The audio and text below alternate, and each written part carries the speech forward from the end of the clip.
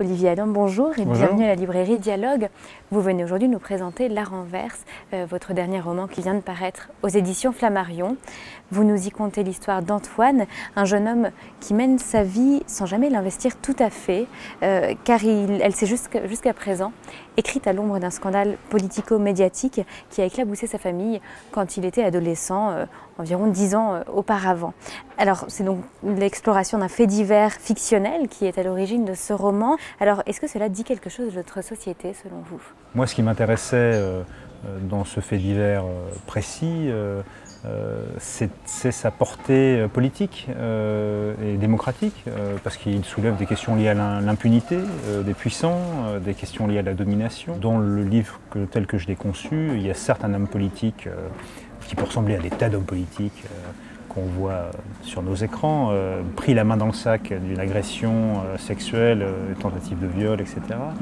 Mais il est accompagné de son adjointe et maîtresse, et c'est plus ce personnage-là, plus rare dans ce type de narration, qui m'intéressait, parce que part dans les vertiges de la notabilité, comme ça, jusqu'à être complice d'une abjection pareille, et jusqu'à ensuite mettre en œuvre des moyens très répréhensibles pour maintenir les apparences, se sortir blanchi.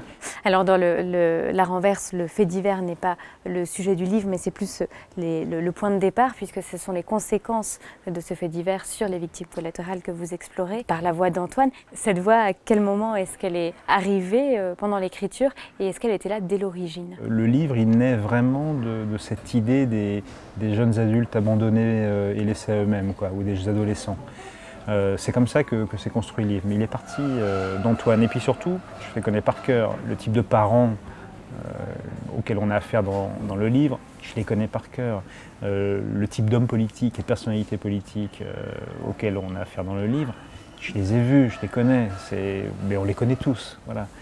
Donc moi, il me reste à trouver ma place dans le livre, et ma place, c'est celle de mon alter ego adolescent que je trimballe de livre en livre.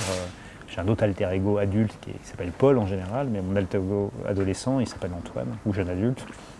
Et donc c'est lui que je trimballe dans le bouquin et que je mets dans ces situations-là. Puis La Renverse, c'est un roman qui se lit d'une traite, qui est porté par une écriture foisonnante et même bouillonnante. Alors comment le rythme de l'écriture s'est-il imposé, et en quoi est-ce qu'il était important pour vous qu'il soit porteur d'une certaine vitesse, parfois même d'une urgence? D'abord, je voulais une très grande fluidité, et même pour moi,